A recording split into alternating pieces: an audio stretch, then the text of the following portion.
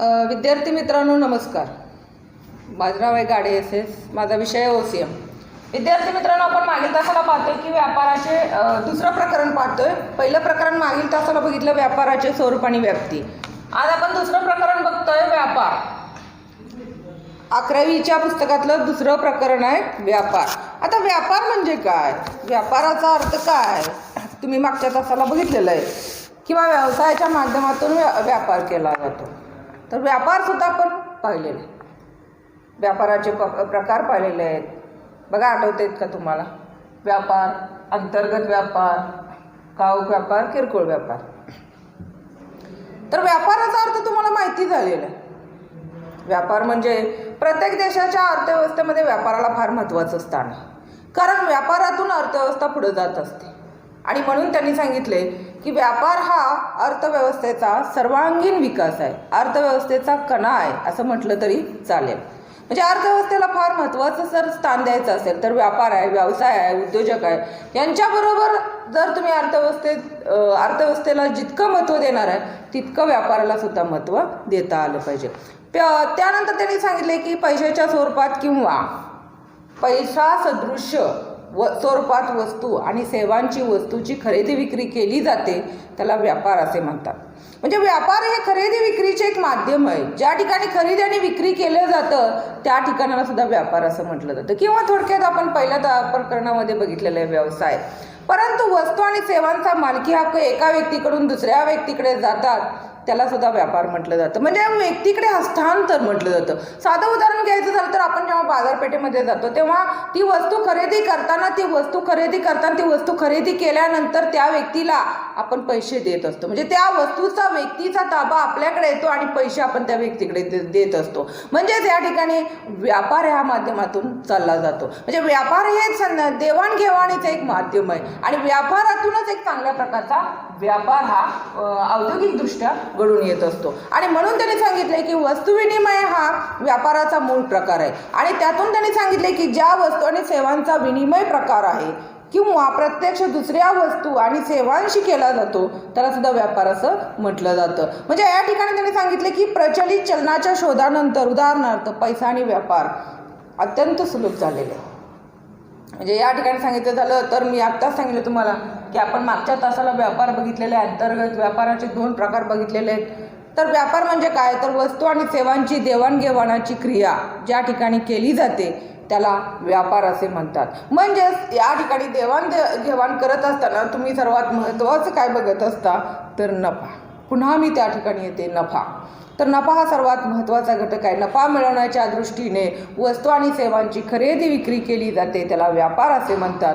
किंवा व्यापार म्हणजे उत्पादक आणि उपभोक्ता यामधील महत्त्वाचा घटक काय असेल तर व्यापार हा म्हणजे उत्पादक आणि उपभोक्ता. उत्पादक म्हणजे कच्च्या मालावरती प्रक्रिया तयार करून पक्का माल ग्राहकांच्या ताब्यात देईपर्यंतच्या ज्या उत्पादक आणि उपभोक्ता ज्या क्रिया आहेत त्याला व्यापाराची प्रक्रिया पूर्ण होते. आणि व्यापार हा सर्वात महत्त्वाचा आहे, ते देवाणघेवाणच्या प्रक्रियेतून होत असतो. म्हणून व्यापाराला सुद्धा उत्पादक आणि उपभोक्ता यामधील महत्त्वाचा दुवा असं म्हटलं जातं. कारण व्यापार यातूनच होत असतो. कारण व्यापार म्हणजे देवाणघेवाण, वस्तूंची मालकी हक्क एकाकडून दुसरीकडे जात असतो, पण ते सुद्धा पैशाच्या स्वरूपात. म्हणजे व्यापार हा खरेदीदार व विक्रेतेदाराकडून केला जातो. म्हणून व्यापाराला सर्वात महत्त्वाचं स्थान आहे. मी आता सांगितले की व्यापार हा तुम्ही सर्वात का महत्त्वाचा घटक आहे तर नफा हा तिथे पुन्हा येतो शब्द, कारण नफ्याच्या माध्यमातून व्यापार हा केला जातो. आता व्यापाराचे प्रकार बघतोय आपण. आता व्यापाराचे प्रकार आपण मागच्या तासाला बघितलेलेच आहेत. व्यापाराचे प्रकार त्यामध्ये अंतर्गत व्यापार, घाऊक व्यापार, किरकोळ व्यापार. घाऊक व्यापार म्हणजे काय आपण बघितले की मोठ्या प्रमाणावर उत्पादक हा खरेदी करतो आणि लहान विक्रेत्यांना त्या वस्तूंची विक्री करत असतो. मग त्यामध्ये सुद्धा किरकोळ व्यापार येतोच. म्हणजे किरकोळ व्यापारी सुद्धा महत्त्वाचं झालं. म्हणजे घाऊक व्यापारी हा असा घटक आहे की मोठ्या प्रमाणावर उत्पादन घेतो आणि लहान घटकांच्या पर्यंत त्याचा व्यापार पुरवित असतो. म्हणजे या ठिकाणी आपण बघितलेलं आहे व्यापाराचे प्रकार मागच्या तासाला. आणि व्यापाराचे प्रकार बघताना अंतर्गत व्यापारामध्ये पहिला घाऊक व्यापार बघितला आहे, दुसरा किरकोळ व्यापार. किरकोळ व्यापार सुद्धा हा त्या ठिकाणी आपण पाहिलेला आहे. किरकोळ व्यापार म्हणजे स्थानिक बाजारपेठेतील व्यापारी किंवा या ठिकाणी आठवडीच्या बाजारपेठ असता भरतात त्या ठिकाणी तंबाखूचा विक्रेता, प्रत्येक आठवड्याला तो जाणार तंबाखू विक्रेता आहे, म्हणजे या ठिकाणी किंवा खेळणी विक्रेता याला किरकोळ व्यापारी असं म्हटलं जातं. आणि किरकोळ व्यापाऱ्याचा जास्तीत जास्त ग्राहकाशी संबंध येत असतो. म्हणून या ठिकाणी म्हटलेलं आहे की घाऊक व्यापारी आणि ग्राहक यांच्यामधील सर्वात किरकोळ व्यापारी हा दुवा आहे, किंवा सर्वात महत्त्वाचा घटक आहे किरकोळ व्यापाऱ्याला मानलं जातं. कारण ग्राहक हा किरकोळ व्यापाऱ्याकडे जास्त जात असतो आणि त्याचा देवाणघेवाण होत असते. त्यानंतर आता आपण दुसरं बघितलं बहिर्गत व्यापार. बहिर्गत म्हणजेच देशाबाहेरील व्यापार. त्याच्यामध्ये आयात आहे, निर्यात आहे, पुनर्निर्यात आहे, हे सुद्धा आपण बघितलेलं आहे. देशामध्ये खरेदी केली जाते त्याला आयात म्हणलं जातं, निर्यात म्हणजे देशामध्ये विक्री केली जाते त्याला निर्यात म्हणलं जातं, आणि पुनर्निर्यात म्हणजे दोन्हीचं वर्गीकरण एकत्र केलं तर पुनर्निर्यात होत असते. आणि म्हणून आज आपण बघणार आहे अंतर्गत व्यापाराचे दोन प्रकार पाहिलेलेच आपण मागील तासाला. आज आपण बघणार आहे किरकोळ व्यापाराचे प्रकार. किरकोळ व्यापाराचे प्रकार आहेत दोन. त्यातला पहिला प्रकार आहे फिरते व्यापार.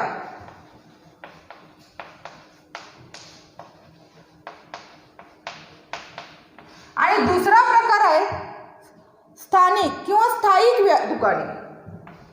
स्थायिक.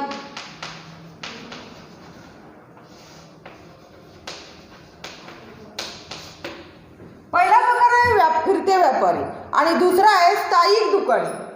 स्थायिक म्हणजे ज्या ठिकाणी स्थानिक थोडक्यात म्हणजे ज्या ठिकाणी सुरुवातीपासूनच स्थिर झालेले. स्थानिक म्हणजे स्थिर झालेले, की त्या ठिकाणी कुठल्याही प्रकारचा वापर न करता त्याच ठिकाणी त्याचा वापर पूर्णपणे दुकानासाठी केला जातो. त्याला स्थानिक दुकाने असे म्हटले जातात किंवा स्थायिक दुकाने असे म्हटले जातात. आणि फिरते व्यापारी म्हणजे जे माल घेतात आणि प्रत्येक गावागावी जातात किंवा शहराच्या अंतर्गत भागात फिरतात किंवा खेडोपाडी जाऊन त्यांचा व्यवसाय करतात किंवा व्यापार करतात, त्याला फिरते व्यापारी असे म्हटले जातात. हा किरकोळ व्यापाराचा प्रकार आहे. किरकोळ व्यापाराचा प्रकार आहे. गावक व्यापारी असलं काही करत नाही. गावक व्यापारी एकदम, आता उदाहरणार्थ गावक व्यापारी म्हणजे ज्वारीचा माल ट्रेडर्स म्हटलं जातं. थोडक्यात ज्वारी, गहू किंवा तांदूळ म्हणा किंवा कडधान्याचा मोठा व्यापारी असतो. तो व्यापारी काय करतो, हा किरकोळ व्यापाराशी संपर्क साधतो आणि किरकोळ व्यापाराशी संपर्क साधून तो आपला व्यापार करत असतो. पण किरकोळ व्यापारी मध्ये फिरते व्यापारी आहेत, स्थायिक दुकाने आहेत. त्यामध्ये फिरते व्यापाऱ्यामध्ये पहिला प्रकार आहे फेरीवाले.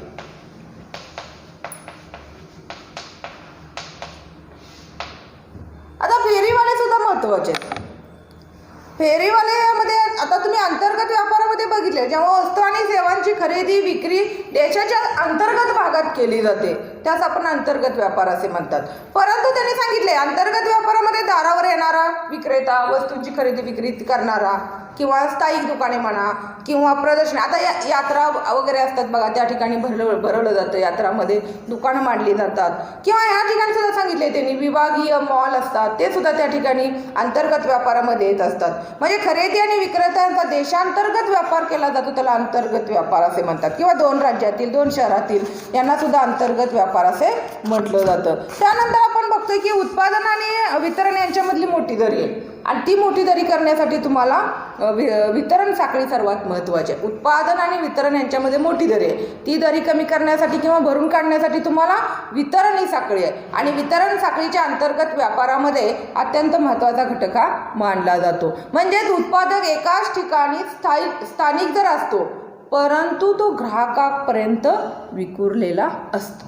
आता किराणा मालाचं दुकान बघा, किराणा मालाचं दुकान हा तो एकाच ठिकाणी स्थायिक आहे परंतु त्याच्याशी ग्राहक अनेक आलेले असतात, ग्राहकाशी संपर्क झालेला असतो, त्यामध्ये तो अनेक प्रकारच्या सवलती देत असतो आणि त्याच्या माध्यमातून तो व्यापारामध्ये ग्राहकापर्यंत पोहोचलेला असतो आणि तो त्याचा व्यापार करत असतो. म्हणजे उत्पादक आणि उपभोक्ता यांच्यामध्ये जर मोठी दरी असेल तर ती दरी कमी करायची असेल तुम्हाला तर या ठिकाणी सर्वात महत्त्वाचा घटक आहे तो म्हणजे व्यापार. आणि व्यापाराच्या सहाय्याने तुम्ही ग्राहकापर्यंत पोहोचण्यासाठी सुद्धा तुम्हाला प्रयत्न हा करावा लागतो. परंतु बऱ्याच वेळा त्यांनी सांगितलेलं आहे की उत्पादन सर्वात महत्त्वाचं आहे. आता फेरीवाले आपण पाहणारच आहोत. पुढचा प्रकार आपण त्यांनी सांगितलेच आहे परंतु आपल्याला सुरुवातीला काय बघायचं आहे प्रकाराची. फेरीवाले, दुसरा आहे टोपलीवाले,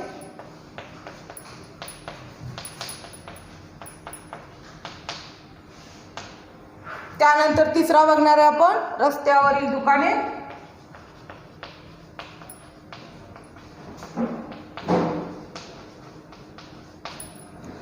चौथा आहे स्वस्त वस्तूंचा दुकानदार आणि पाचवा आहे बाजारातील व्यापारी. तर असे फिरते व्यापारी आणि स्थायिक दुकाने ते लहान प्रमाणावर व्यापार करणारी दुकाने आणि मोठ्या प्रमाणावर करणारी दुकाने. त्याच्या अगोदर किंवा ह्याच्या अगोदर आपण बघणार आहे उत्पादन वितरण साखळी. उत्पादन वितरण साखळी. उत्पादन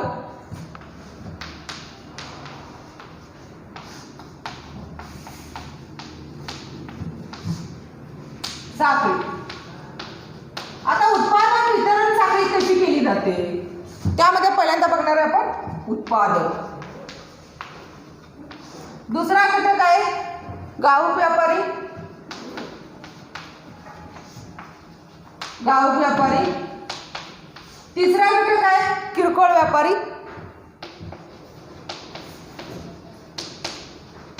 किरकोळ व्यापारी. आणि शेवटचा घटक आहे तो म्हणजे ग्राहक.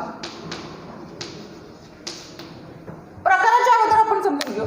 उत्पादक आहे, उत्पादकाकडून घाऊक व्यापारी असतो, घाऊक व्यापाऱ्याकडून किरकोळ व्यापारी असतो आणि किरकोळ व्यापारीकडून ग्राहकापर्यंत पोहोचतो. ही उत्पादन वितरण साखळी. आणि या साखळीमध्ये त्यांनी सांगितलंय की उत्पादक मोठ्या प्रमाणावर व्यापार करतो आणि व्यापारातून घाऊक व्यापाऱ्याकडे जातो, घाऊक व्यापाऱ्याकडून किरकोळ व्यापाऱ्याकडे जातो आणि किरकोळ व्यापाऱ्याकडून ग्राहकापर्यंत पोहोचतो. म्हणजेच उत्पादक हा सर्वात महत्त्वाचा घटक आहे. कच्च्या मालावरती प्रक्रिया करून पक्का माल तयार केला जातो, तो उत्पादकापर्यंत आला जातो म्हणजे उत्पादक आहे तो. आणि त्याच्या मार्फत माल कुठे जातो? घाऊक व्यापाऱ्याकडे जातो. म्हणजे घाऊक व्यापारी सुद्धा हा किरकोळ व्यापारी आणि उत्पादक यांच्यामधील दुवा आहे. तर किरकोळ व्यापारी हा घाऊक व्यापारी आणि ग्राहक यांच्यामधील दुवा आहे. म्हणजे असे दुवा आहे की उत्पादन वितरण साखळी जर कायम ठेवली तरच ग्राहकापर्यंत माल हा पोहोचत असतो. म्हणून त्यांनी उत्पादन वितरण साखळी सांगितलेली आहे. त्याच्यामध्ये आपण अंतर्गत व्यापाराचे प्रकार मगाशी बघितलेले आहे, घाऊक व्यापार, किरकोळ व्यापार. आता घाऊक व्यापार तुम्ही मगाशी बघितलेला आहे, जेव्हा वस्तूची खरेदी उत्पादकाकडून मोठ्या प्रमाणावर केली जाते आणि त्या उद्देशाने तो घाऊक व्यापारी होत असतो. आता घाऊक व्यापारी हा खरेदी विक्री करण्यात व्यक्ती जास्त मोठ्या प्रमाणावर हा व्यापार करत असतो. व्यापाराच्या माध्यमातून किरकोळ व्यापाराशी याचा संबंध येत असतो. मी मगाशी सांगितलेलं आहे घाऊक व्यापारी हा खरेदीदार आणि विक्रेते यांच्याशी संपर्क येत असतो. घाऊक व्यापारी वस्तूच्या वितरणामध्ये फार महत्त्वाची भूमिका पार पाडत असतो, कारण उत्पादकाला ग्राहकापर्यंत पोहोचण्यासाठी घाऊक व्यापाऱ्याचाच उपयोग केला जातो. म्हणून त्याने घाऊक व्यापाऱ्याची व्याख्या काय सांगितली बघा. व्याख्या घाऊक व्यापारी. व्याख्या आहे फिलिप कोटलर यांची.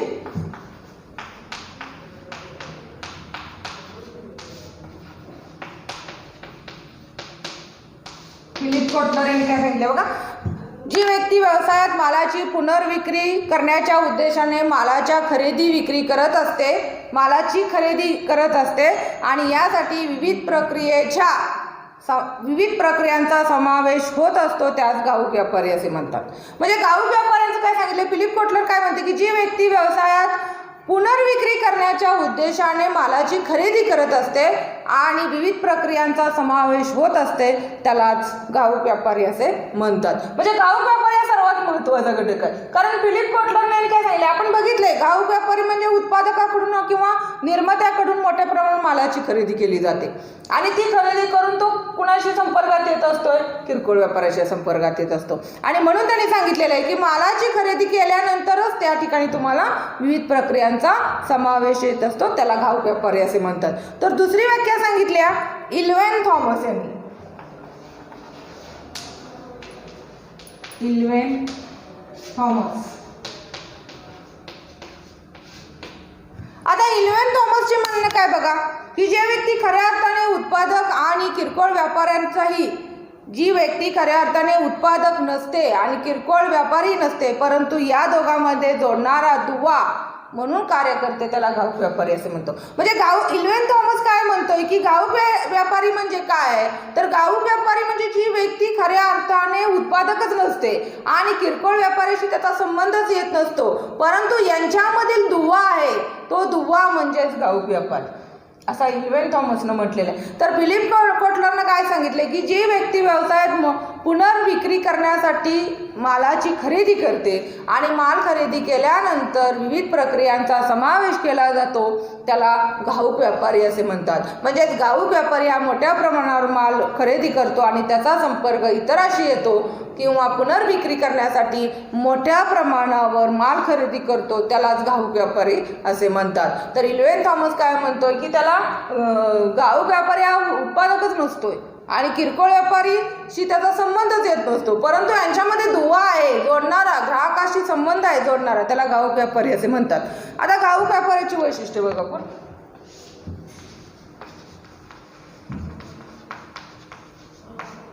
पहिला वैशिष्ट्य बघतोय आपण घाऊक व्यापाऱ्याचं. आता घाऊक व्यापाऱ्याचं पहिलं वैशिष्ट्य आहे की घाऊक व्यापारी मोठ्या प्रमाणात उत्पादकाकडून वस्तूची खरेदी करतो. म्हणजे घाऊक व्यापारी हा सर्वात महत्त्वाचा आहे की मोठ्या प्रमाणावर उत्पादकाकडून वस्तूची खरेदी करतो.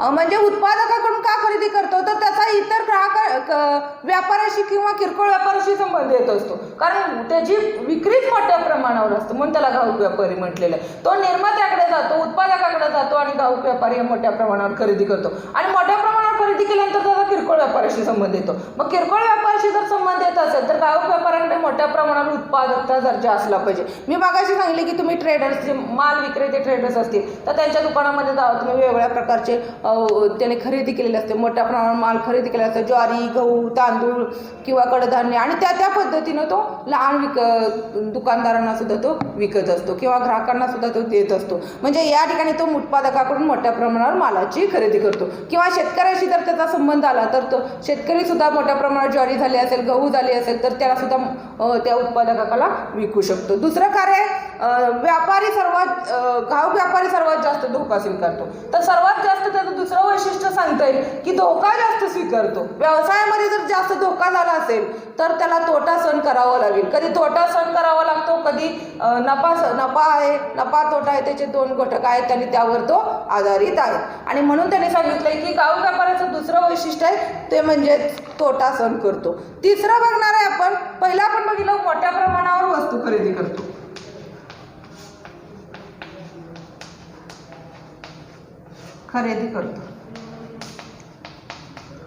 तर दुसरं बघितलं आपण तोटा सहन करतो.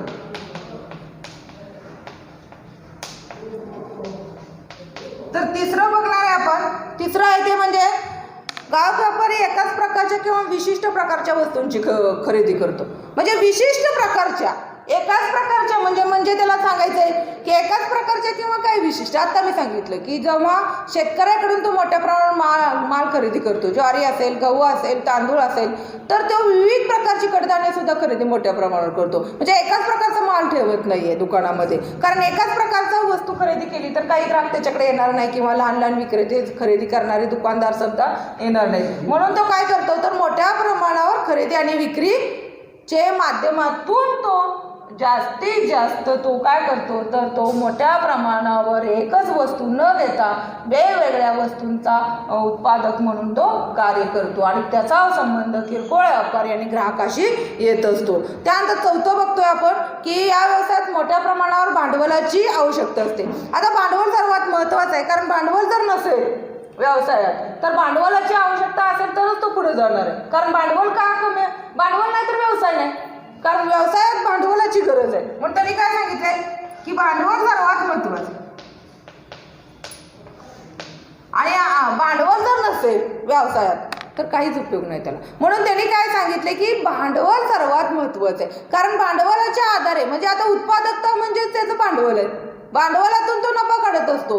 बाबा एवढ्या दुकानामध्ये विविध प्रकारचा माल ठेवलेला आहे, ते त्याचं भांडवल आणि त्या भांडवलातून तो नफा निर्माण करत असतो आणि म्हणून त्याला भांडवलाची आवश्यकता असते. त्यानंतर पाचवं बघतोय घाऊक व्यापारी मागणी आणि पुरवठा यामध्ये समतोल साधत असतो, किमतीवर नियंत्रण ठेवत असतो आणि किमतीवर नियंत्रण ठेवल्यामुळे त्या ठिकाणी त्याला उपयोग होत असतो. आणि म्हणून त्यांनी सांगितलंय की उत्पादकाला किमती आणि पुरवठ्यावर नियंत्रण ठेवण्यासाठी सर्वात महत्त्वाचा घटक काय तर मागणी, आणि मागणीच्या साहाय्याने तो पुढं जात असतो. आणि म्हणून त्याला सांगायचं आहे की जास्तीत जास्त त्याचा उपयोग करत असतो. आणि पुढचं एक बघू आपण. उत्पादकाला बाजारपेठेची माहिती ग्राहकापर्यंत देत असतो. घाऊक व्यापारी काय करतो की उत्पादकाला माहिती देत असतो, किरकोळ व्यापाऱ्यांना माहिती देत घेत असतो, ग्राहकांशी संपर्क साधत असतो, जाहिरात करत असतो, मालाशी संपर्क साधत असतो. आणि त्यानंतर पुढचं सांगायचं झालं तर आवश्यकतेनुसार वस्तूंची खरेदी करतो. पुढचं वैशिष्ट्य बघायचं झालं तर आवश्यकतेनुसारच खरेदी करतो. एवढी आवश्यकता आहे एवढीच आवश्यकता घाऊक व्यापारी खरेदी करतो. आणि शेवटचं बघतोय घाऊक व्यापारी बाजारातील वेगवेगळी कार्य करतो, जसे वस्तू जमा करणे, गोदामात माल साठवणे, वाहतूक करणे, प्रमाणीकरण करणे, बांधणी करणे, जाहिरात करणे आणि आर्थिक मदत देणे. तर याच्याबरोबर तो वस्तूही जमा करतो, वेगवेगळ्या प्रकारच्या वस्तू जमा करतो, त्यानंतर गोदामात माल साठवून ठेवतो, जाहिरात करतो, त्यानंतर प्रमाणीकरण करतो आणि वस्तूची बांधणी सुद्धा मोठ्या प्रमाणावर करतो आणि जाहिरातीच्या माध्यमातून ग्राहकापर्यंत तो पोहोचण्याचा माध्यम वापरतो. आणि सर्वात महत्त्वाचा घटक आहे ते म्हणजे आर्थिक मदत. तर आता विद्यार्थी मित्रांनो, घाऊक व्यापारी आणि त्याची वैशिष्ट्य बघितले. पुढच्या तासाला बघू.